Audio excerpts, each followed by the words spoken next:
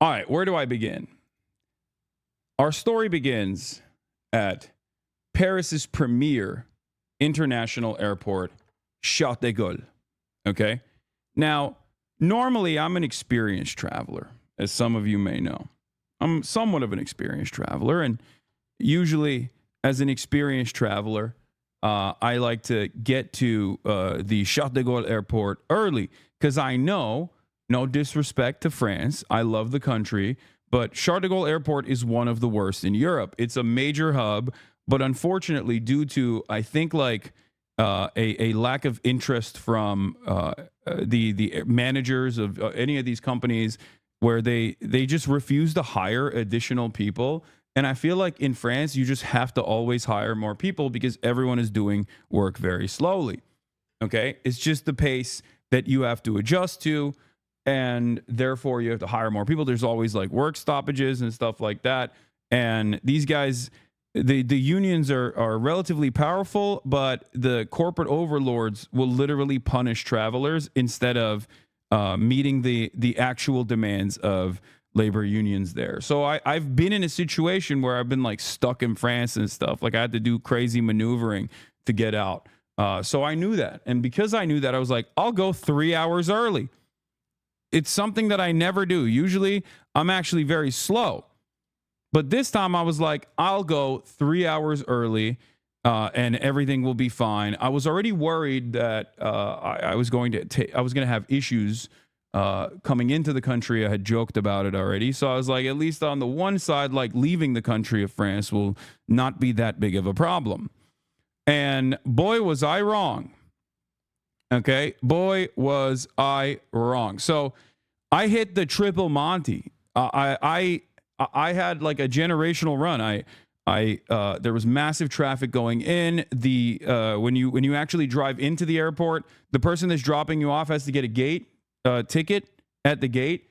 The ticket actually didn't work. Like, so we were stuck in traffic with like other cars behind us. Like my driver had to get out and be like, and wave people away from the gate so that we could actually get to a gate that worked, all this stuff. Right. And I'm like, oh brother, here we go. Walk in. I'm flying business. So like I have sky priority. So I'm thinking like, oh, at least I'll be able to get my luggage in on time. Barely made it to the check-in. Okay. There was already issues with the check-in.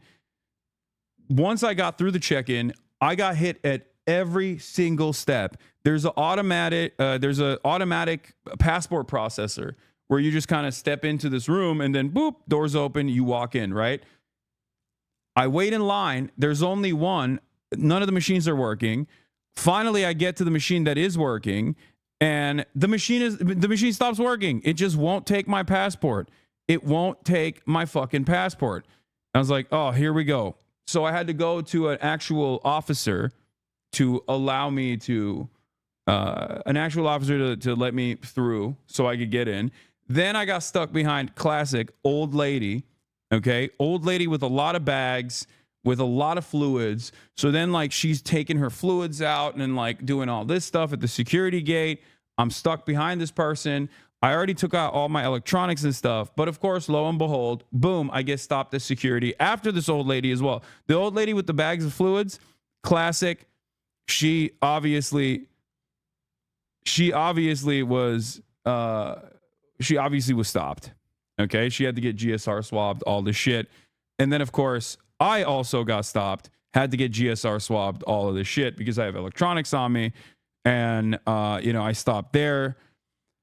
Generational 3-hour run at Charles de Gaulle. And then afterwards, I get into the flight and I'm like, all right, finally. The flight was actually fantastic. I slept the entire time. I slept like a goddamn baby, slept the entire time, didn't even eat on the flight, which is crazy. There's never been a moment where it was like an 8-hour to 9-hour flight and I didn't even eat. I slept the entire time on the flight. Finally get into the United States of America. And at which point I'm like, all right, let's do it. I got global entry. This is going to be my first ever global entry entrance. Hopefully this will go smoothly. Okay. Oops. Hold on. My room service is here. My cold brew is here. 1 second. Hold on.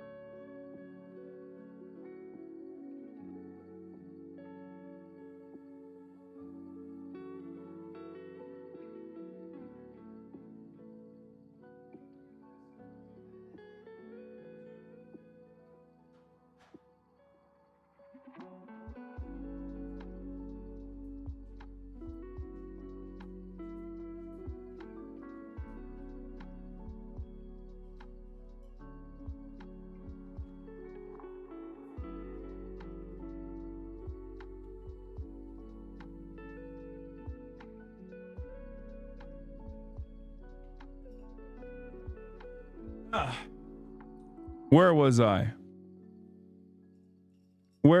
So it's the worst cold brew of my life. Okay. It is what it is. So global entry, first time ever. Okay. First time ever getting into global entry. I got it after my brother yelled at me over and over again.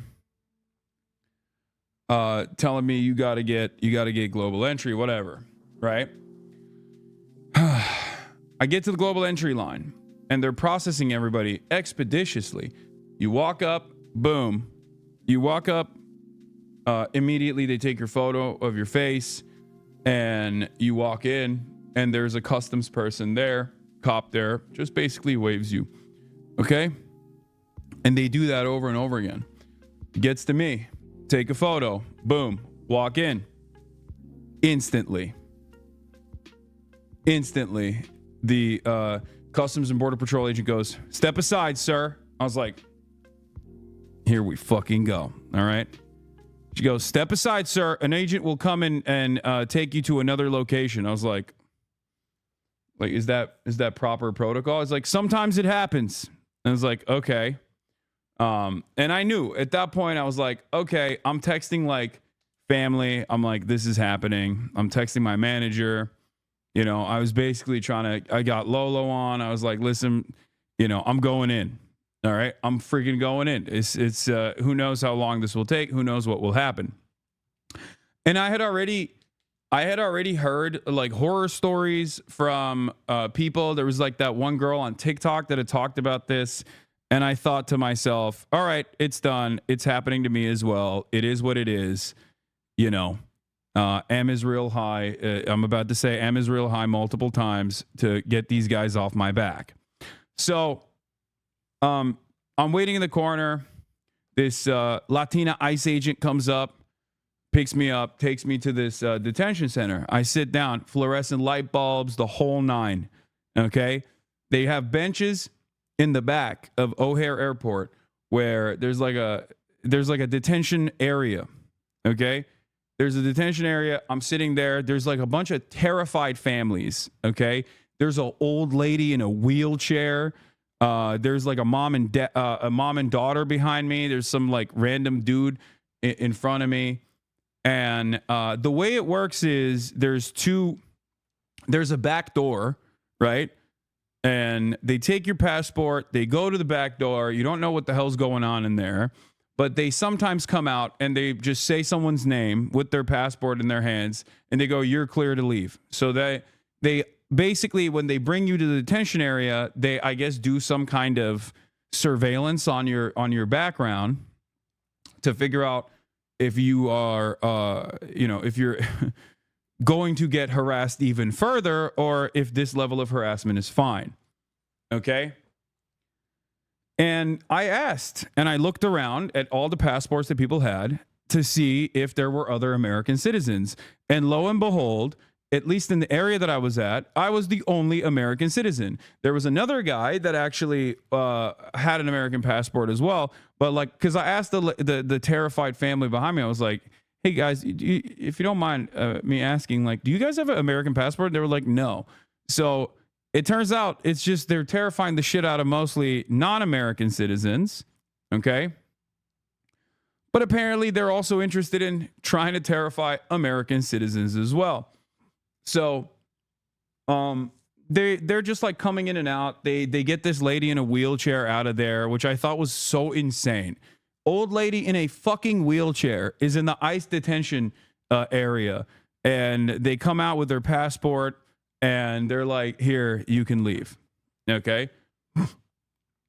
So that's one thing, right? Like, I've had secondary searches and stuff done to me before. I've had the I think it's called the quadruple S. Like, they put the SSSS on your boarding pass, and you always get checked randomly when you get hit with that. Like, that's happened to me a lot in the past. I get GSR swabbed all the time. That stuff is normal. I've experienced that quite a bit. Okay. But this time I didn't even have the quadruple S on my boarding pass. So I was like, all right, it's probably fine. So I wait. Finally, this agent comes out, says, Hasan Piker. I'm like, that's me. Coming with me. I'm like, oh, brother, here we go. They take me to this back room. Okay. And the back room is not great. Everything, the back room is designed in the most hostile way I've ever been inside of a room. The vibes are really fucked back there. Everything is fluorescent light bulb, obviously. But they had these two seats that were firmly planted into the ground. Okay, they were complete metal. They were like tiny stools, very uncomfortable, with like braces on the side so you can handcuff someone to them. Okay, and there was also a seat for like a lawyer. So I sat down on the lawyer seat on the corner to establish dominance because I've watched too many JCS interrogation videos and I knew I had to have command over the room. So I didn't sit in the cuck chair. Instead, I sat in the lawyer chair and we got to talking. And let me tell you, folks, the TikTokers that talked about being detained, they were right. It was an insane fucking situation. So, it's very obvious that they knew exactly who the fuck I was. It's very obvious that they knew how to like navigate the conversation, and it was a really, really interesting conversation that took place. It was very cordial. Okay, it was very cordial, which I noticed. I thought it was strange how cordial it was because I've had run-ins with like cops in the past. I've had run-ins with feds in the past. Well, I guess the FBI was very cordial as well when I had some talks with them in the past. But overall, I was not expecting CBP agents to be cordial. I will say that. Okay. Now, having said that, the entire process is supposed to be intimidating. So it's fucking bullshit. Like, suck my dick, cordial or whatever. Okay. I think they were being cordial because they wanted me to say something that was incriminating and say something that was enough to justify further detention from that point on. And let me tell you, they certainly did do that. So he knew exactly who the fuck I was, but he was basically like broaching the conversation in a way where it was like free flowing, where in the process of discovery, he was adding on additional talking points. He always made it seem as though he was asking certain things that after discovering in the process of that conversation, he would ask additional questions. So, you know, he's like, oh, what are you doing in Chicago? And I was very revealing. I was like, well, I was in France because I want to take my family out for Mother's Day to France, but I had to come back early from France, even though today is technically Mother's Day, because I have a speaking engagement at University of Chicago. And he was like, oh, what kind of speaking engagement? It's like, I don't know, some like journalism school stuff. And he's like, oh, well, since you mentioned that, he kept saying, oh, well, since you mentioned that, what do you do as a job? And I was like, I'm a Twitch streamer. And he's like, well, since you mentioned that you were a Twitch streamer, what kind of things do you stream about? And at first I was like, do I just tell him I play video games? Because I don't think this motherfucker's going to believe me if I say I just play video games to him, right? So I was just like, yeah, I play video games, but I also do current events sometimes, drama, internet. And he's like, oh, do you talk about, since you mentioned that, you talk about the things that you talk about, do you talk about the news? And I was like, yeah, I talk about the news. And he kept saying, okay, so when you talk about the news, do you talk about the war? And I was like, what do you mean by that? He's like, do you talk about Trump? And that was the first time where I was like, what the fuck is this question? Like, I literally straight up told him, I was like, why are you asking me this? Like, I was like, what does this have to do with anything? And it was interesting because they, like, the dude asked so many insane questions, none of which is illegal, by the way. I just need you to understand, nothing I have done thus far is illegal, as in nothing I've done online is illegal as of now, if that makes sense. Now, laws may change in the future. and they might actually start prosecuting speech, which I do fear is the goal of this administration. But so far, everything I've done is fully protected under the First Amendment. Okay? And none of these questions are actually valid questions to ask. But I was entertaining it because I didn't want to present it as being difficult because I didn't want to extend the tension. And two, I actually wanted to see how far I could take it.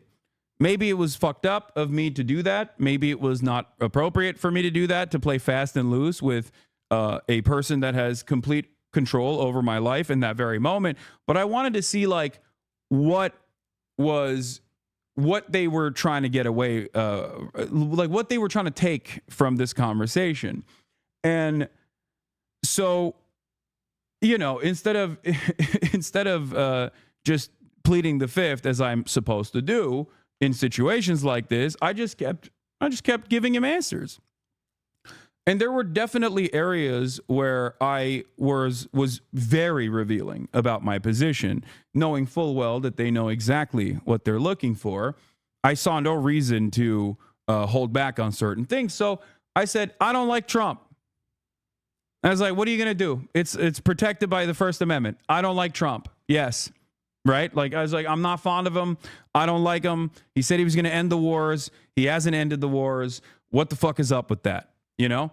And the guy actually was very sympathetic. The agent was very sympathetic. And I don't know if it was like a JCS style interrogation technique to come across as sympathetic to like invoke some kind of positive feelings out of me in an effort to like get me to reveal something maybe that'll trip me up, or because he just genuinely was sympathetic and he had the vibes of someone who was like, I don't know why I'm doing this, right? But he was like, listen, I'm Iraqi, so I know. And let me tell you, I do think that him being Iraqi played a big role in this, because if he wasn't, there was a lot of fucking Redditor ass white boys that are at Customs and Border Patrol at O'Hare Airport. I saw them walk by. There was a dude who looked like he was like 25 max, but he was balding. And I knew immediately, if that motherfucker is my agent, I'm screwed. I'm going to CCOT. This dude is going to literally fucking cook me. So I got a little lucky. All right. I will admit. So basically, I think the reason why they sent the Iraqi CBP agent is because they bracket you into different categories. For me, they wanted to conduct an investigation about my involvement with Hamas and my involvement with the Houthis and they suspected my involvement with Hezbollah. Straight up. That's literally what this conversation was about. And it's not even a joke. Like, they straight up fucking tried to get something out of me that I think they could use to basically detain me permanently, which is insane, because there is no direct connection or direct involvement. So I'll say this much. So we're talking. I'm telling him like, oh, I'm Chicago. I'm going to be speaking there for the journalism school. I told him like, I don't like Donald Trump. And I was like, so why are you guys doing this? And he's like, oh, it's just like routine. It's a routine process. I was like, it doesn't feel too routine. And basically my big fear from the entire situation was like, if they were to ask for my phone, not that there's anything incriminating in my phone, but I don't want the fucking federal government inside of my phone beyond all of the times where they probably have been engaging in like warrantless surveillance on my phone or whatever the fuck. I don't like, it's not your business. You know what I mean? It's none of your fucking business. So it's a goddamn free country. Like, there's privacy laws for this kind of shit, right? So for those of you who don't know, by the way, they can't actually unlock your phone, but if you have biometrics on your phone, they could technically use that and put the phone to your face and unlock it that way. Hold on, let me fix this. Let me fix the banner. So just so you know, they could technically do that, okay? They could technically do that, but there's a trick. Either you get a burner phone when you're traveling internationally, or if you have your regular phone, you can just do a passcode by either canceling biometrics, or if you forgot to do so, if you forgot to cancel biometrics like your Face ID, What you can do is click it 5 times. If you click hold 5 times in a row, it will actually disable Face ID, and it will force you to put your passcode in. And because there are laws against like the agents not being able to force you to put your passcode in, they can't actually access your phone like that. Now, there's different methods of how they can access your phone. From what I understand, they can also put it on a computer and just like plug it into a machine, and the machine just basically takes all of the information in your phone. So it is what it is. I don't know if you can actually do that if your phone is on, but I was thinking about all these things. I had already unlocked the biometrics, like I disallowed biometrics, and it's a Faraday cage once you get into the detention center anyway, so you can't actually send any fucking text messages once you're in there. It's there's no access to the internet. But I'm sitting there and they're asking me about Trump. They're asking me about like Hamas, and he kept saying stuff. He kept saying stuff like, do you like Hamas? Like, do you support Hamas? Do you think Hamas is a resistance group? Do you think Hamas is a terrorist group or a resistance group? Like, he just kept asking over and over again, right?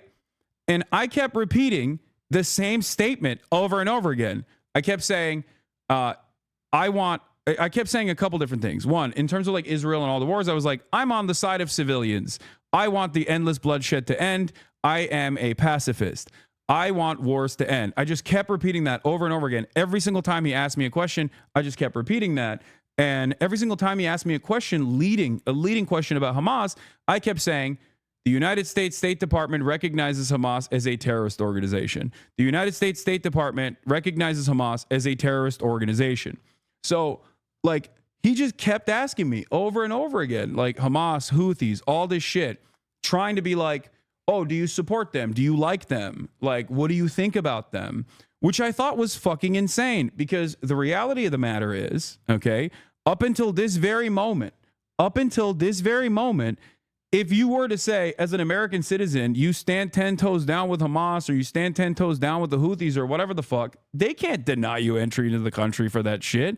But I don't know what the fuck they're trying to do. So I was like, I'm not going to go beyond it. I'm not going to go beyond just like reiterating over and over again. The American government's position is that Hamas is a terrorist organization. But then he just kept asking me about the Houthis. And at that point, I was like, listen.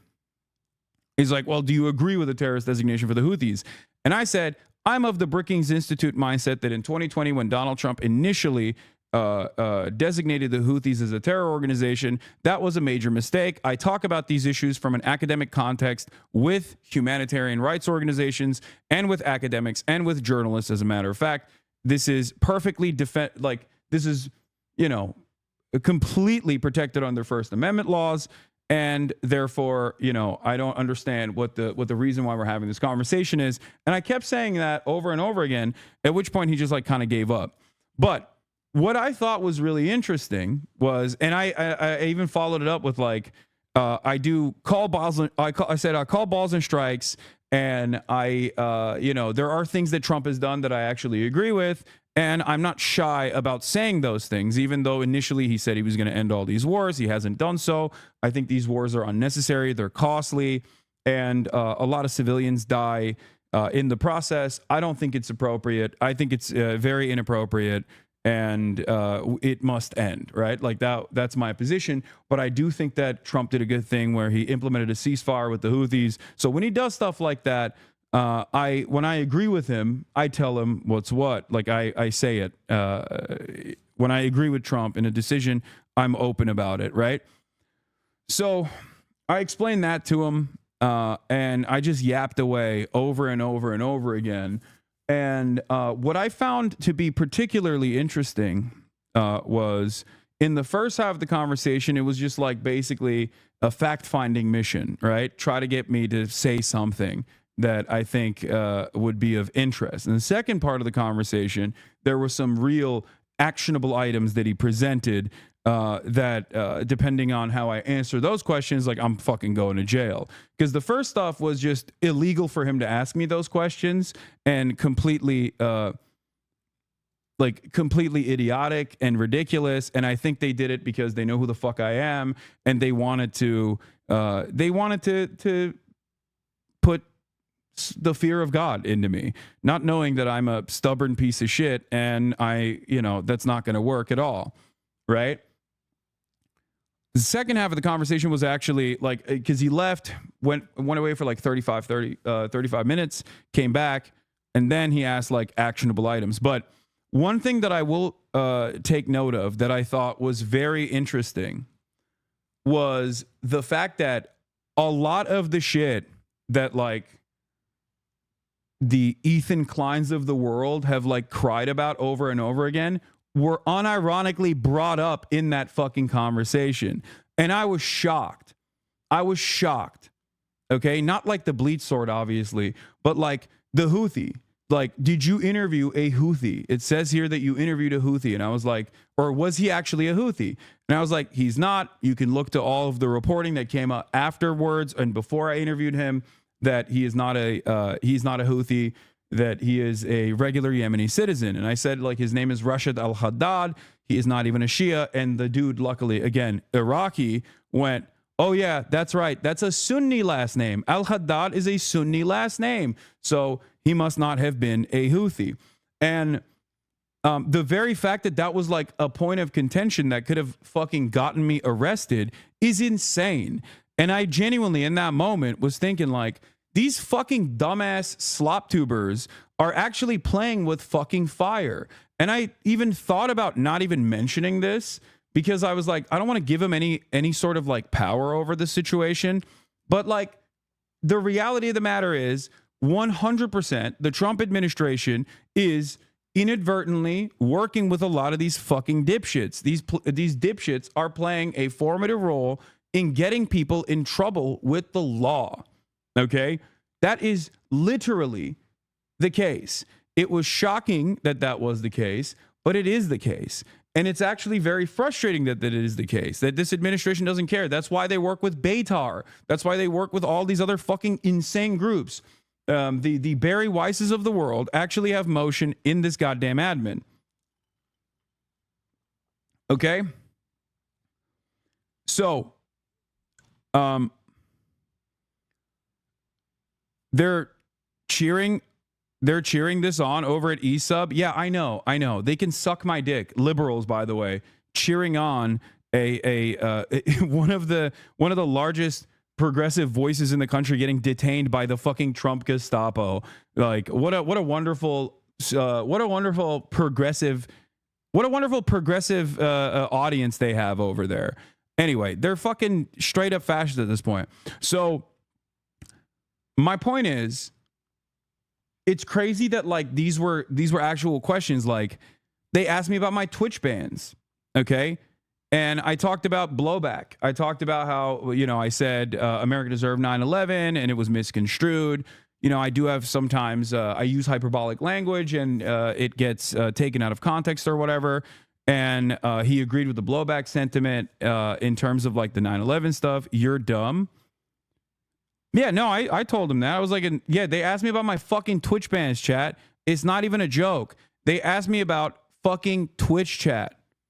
Like Twitch bans. Not Twitch chat, but Twitch bans.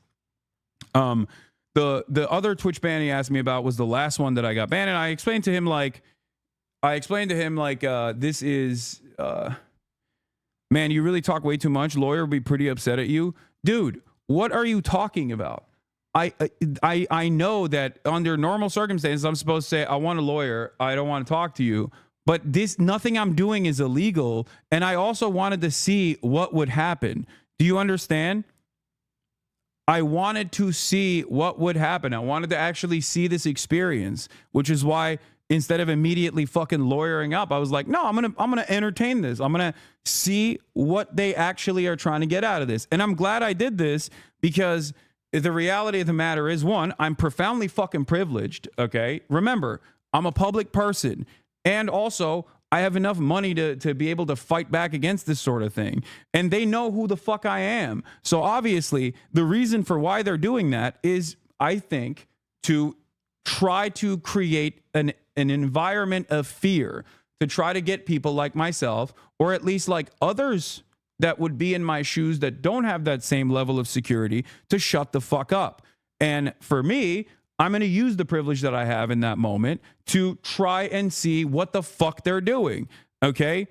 Because every single thing that they ask me, trying to get me to say something like, oh, I support Hamas or whatever, is literally not allowed. Like, they are not, what the fuck do you mean? Like, why is this denying me entry into the country of my birth? Like, this is my birthright. I'm an American citizen. You can't just stop me at the fucking border and be like, what's your opinion on Donald Trump? You're not allowed to enter the nation. Like, that's fucking bullshit. So, that was the first half. Like I said, they asked about the Twitch bans. They asked about like the Rick Scott statement, and I was like, listen, I don't. I laughed. I was like, I'm not calling for the assassination of a sitting senator. That'd be fucking insane. But instead, I explained to him, like, I was talking about the hypocrisy of the Republicans, blah blah blah. I explained away all that shit, and he was understanding. Then he went back and he came back, and the actionable items that came up afterwards was basically asking me about if I had ever been in contact with Hamas, if I'd ever been in contact with the Houthis, directly or indirectly, if I'd ever actually been in contact with Hezbollah, if I'd actually ever offered financial support or logistics or any kind of support to Hamas, Hezbollah, or Houthis. They straight up asked me that. I laughed. I said, no, of course not. But yeah, that was, once again, these are questions that they're asking.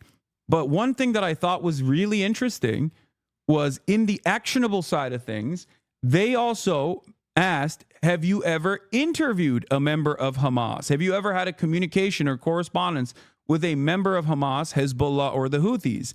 Now, what's really fucking insane about that is that as someone who works in media, sometimes I do actually do journalism, right? As I've maintained this position over and over again. And I said that I would, if given the opportunity, talk to someone that is a part of the Ansar Allah movement, a Houthi, or even Hamas, or even Hezbollah, right?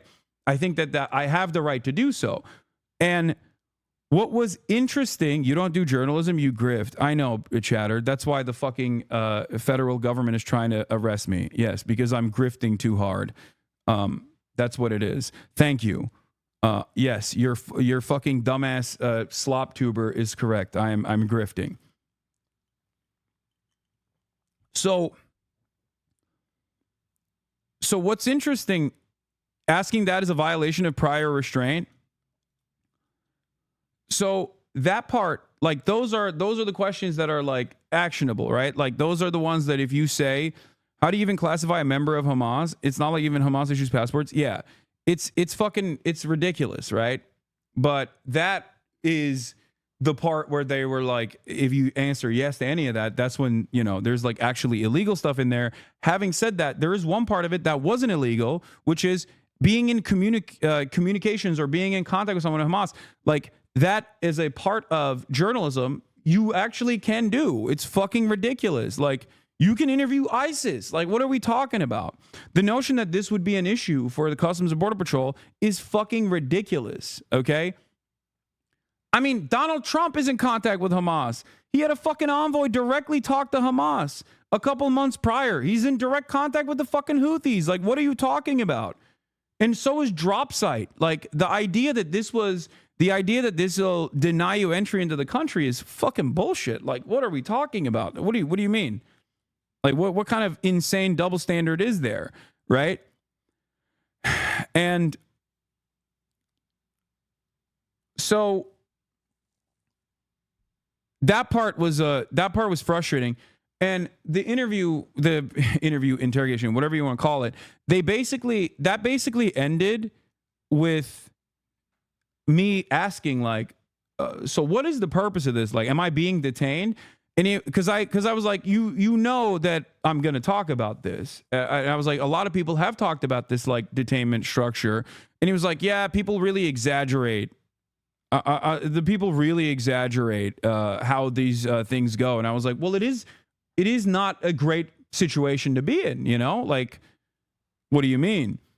And And yeah, he was like, yeah, there's been a lot of reporting on the conditions and situations like this in detainment, but you're not technically detained. I was like, so I can leave? I asked him, am I detained?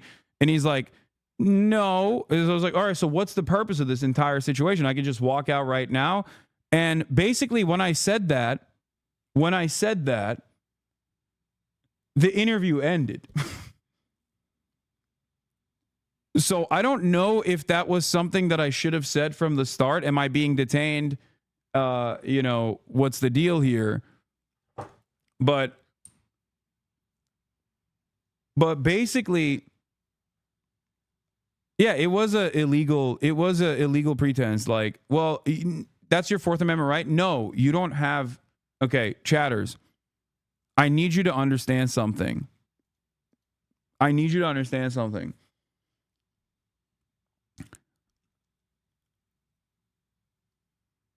So after I said, am I being detained or whatever, he was like, no, well, he didn't like abruptly end it. He kept asking some questions, but it pretty much ended after that. And I don't know if that was like, I don't know if that's like I got lucky there. Because when I asked, like, am I free to go, that kind of stopped the process a little bit. And I don't know if that's the reason why I didn't have them look through my phone, but I wasn't planning on letting them look through my phone anyway. That was my point. Like, there was a line where I was going to say, I'm done with this. Either fucking arrest me or, let me go. I don't know what the fuck's happening here. And I got detained. I didn't get detained. Yes, chatter. Yes. ICE agents took me to a detention center. That is a de facto detention. Like, what are you talking about?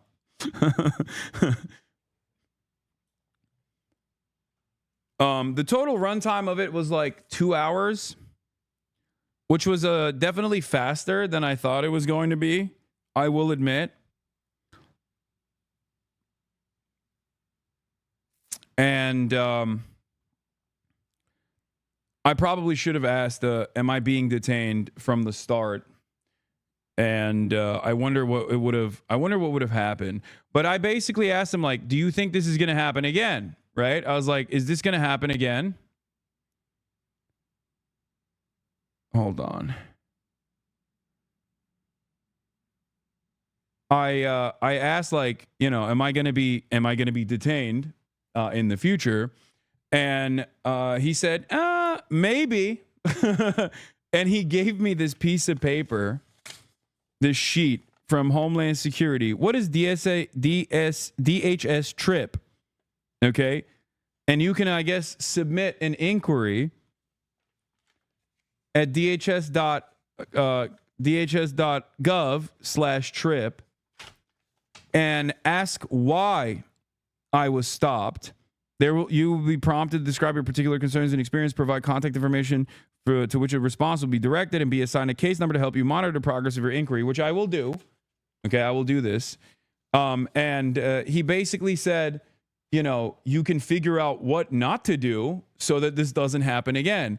And I suspect the what not to do is just don't be a fucking political commentator that speaks about American foreign policy, which is not something I'm planning on stopping. Now, why did I tell you guys about this experience? Okay. Why did I tell you about this entire experience? Like, because in my mind, I thought maybe I shouldn't reveal this stuff because I think, like, the goal here is to put fear into people's hearts, to have a chilling effect on speech, that, like, the government is unafraid of intimidating you in illegal ways. Okay. The government is now officially willing and able to intimidate you for speech, for your speech. That is a direct violation of the First Amendment. I'm no fucking First Amendment auditor. I'm no big city libertarian. I'm no Mr. Admiral Maritime Law. But the reality of the matter is that as of this administration, they are totally willing and able to actually come after you for your speech. And even with, like, ridiculous shit.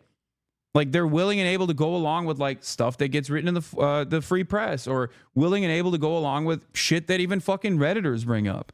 Okay, that's how stupid and silly this situation has gotten. Now, of course, does this stop me from saying whatever the fuck I want to say? Of course not.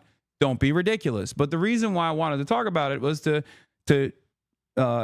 give you more insight into what the government is doing, and to speak out against this sort of stuff, because I do have a position of privilege here, and I want to make sure that, like, if they can do this to me, like, they probably are willing and able to do this to others as well. But you should know your rights, that you should not be fearful, and you should not worry, especially if you're an American citizen, that these guys are going to come after you and like arrest you or some shit. Okay? Was your interview recorded? I don't know. But it is pretty wild, I will say. As someone who's been held up in airports many times over, it was actually shocking. It was actually shocking that these guys totally fucking grabbed me, knowing exactly who I am, knowing that I will most likely talk about this, with the hopes that I think that they would at least stoke some fear and threaten people like myself, and then also threaten others as a byproduct of this. I mean, it backfired in my situation, but I hope this doesn't discourage others from speaking out as well. It's fucking bullshit. They don't have the right to do this, okay? They do not have a right to do this. If you don't already know, your ops are doing mass email campaigns to the feds to try and get this exact same thing to happen. Yeah, I know. They can suck my cock for all of my fucking dumbass ops. I think it's really crazy. I think it's really, really crazy that the government is willing and able to work with like genuine schizophrenic stalkers, whether they be Beitar or any other group. It is actually wild that they're willing and able to work with these people. It blows my mind. But, you know, that is where we're at. It also blows my fucking mind that there are people who see this kind of stuff and go, oh, that's wonderful. It's like swatting.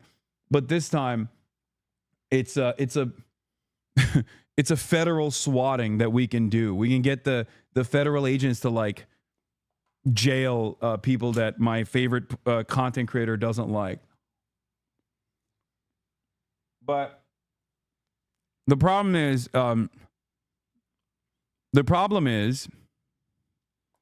airports are not constitutional free zones. That's a lie that ICE pushes to make you comply with them. That's not entirely correct, Lesbian Bolivar. There is precedent after years and years of there's years and years of precedent in post 9/11 war on terror world where they have actually created a structure where they can get away with violating your Fourth Amendment rights in airports. Like it's in a legal gray area. But yeah, here was Lolo. Overrules take DHS flagging and detaining one of U.S.'s largest left-wing voices for their political opinions, while the Trump admin suggests they might suspend habeas corpus, does not portend well for the future. Yeah. That's where we're at.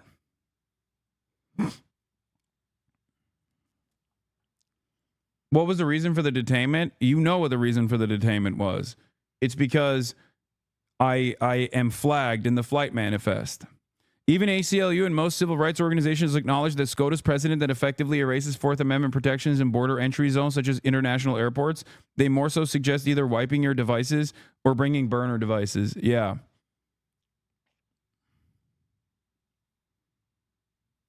Saw you at O'Hare and tried to get a selfie with you, but your private security took you into a VIP room to avoid normies like me. Didn't realize you were too good for your fans. Some socialist you turned out to be. Good one. There was actually two Hasan Abi heads at as I was walking out of ICE detention. There were two Hasan Abi heads. They probably had no idea that I was walking out of ICE detention with a fucking agent in front of me, but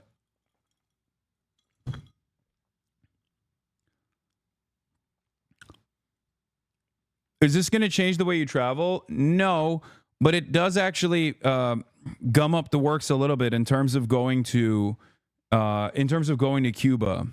I did want to go to Cuba, but now I don't know. And no, I'm not going to fucking go to Kat's campaign office, chat. What are you guys, stupid? I'm sorry. I know she's excited, but you guys don't have to literally fucking be like, hey, can you, instead of covering the news, go to Kat's campaign office? I can't do that today, chat. There is a shit ton of news that I have to get to. And then at fucking 4 p.m., I have to leave to go to the University of Chicago, deliver a speech, okay? There's a lot going on today. I'm sorry.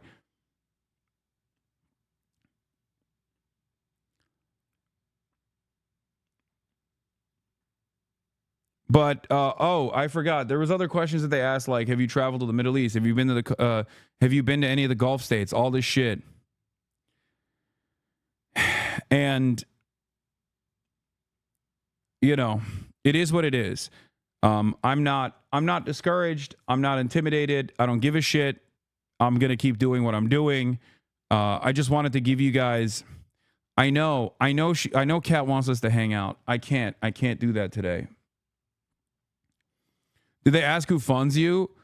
No, they asked if I funded them, not the other way around.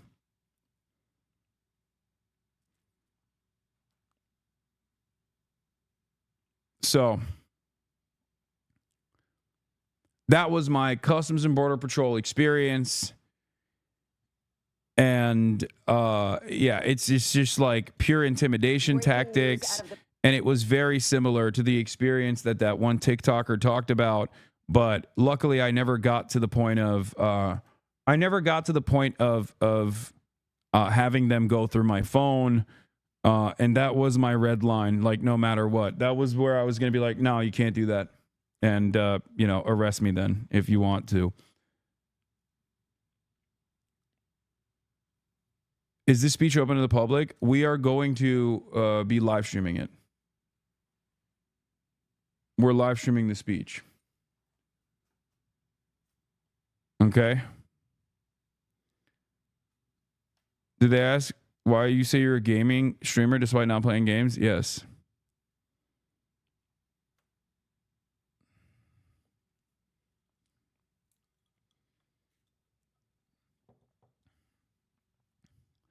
Any plans for a Chicago meetup? No. I'm going to be flying out after my speech. I'm going to University of Chicago. I'm going to University of Chicago to talk to I'm going to University of Chicago to talk with Ested, and we're just going to do like a back and forth. I think there's like questions. They had the most signups ever for any fucking speaking engagement on the campus, and they're very excited. And I'm very excited as well. Where was it? There was, this is the experience that it closely resembled, by the way. ICE detains a woman who runs anti-Trump TikTok. She's a U.S. citizen born and raised. She was detained for hours as agents searched her phone and social media, even demanding financial statements on how much she earns on TikTok. They never asked me for my financial statements either. The woman who goes by Eye of Sav was returning from a European vacation to the Miami International Airport with a valid global reentry card issued to her as a U.S. citizen, but she also had global entry.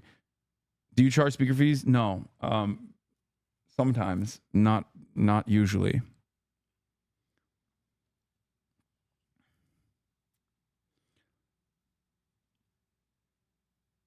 How worried were you about actually being arrested? I did not know.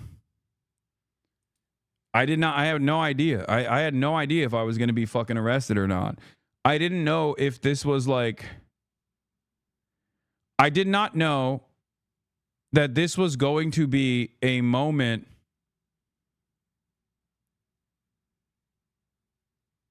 where I get... I didn't know if this was going to be a moment where I was going to be the precedent-setting court case. You know what I mean? Like, that is definitely a worry that I have, for sure. It's something that I think about because eventually, somewhere along the line, somewhere down the line, someone is going to be the precedent-setting court case of whether or not someone gets prosecuted for speech and speech alone. Because the line right now is material support. And that line is being blurred by this current administration with Mahmoud Khalil, with Mohsen Mahdawi, with Rumeysa Öztürk, right? Like, they're... Wait, did I... Did I say her name? I keep saying her name wrong. Okay, no, I did say it right. Rumeysa Öztürk is the person. So that some of those people have been released at this point, but Mahmoud Khalil is still very much in detention. And according to Marco Rubio, the argument that they are trying to use is that speech is material support, right? They are actively trying to blur the boundaries between what constitutes material support to try to make it seem as though things that would be protected under First Amendment would be considered material support. Expressing any sort of opinion is considered material support. And that's fucking bullshit.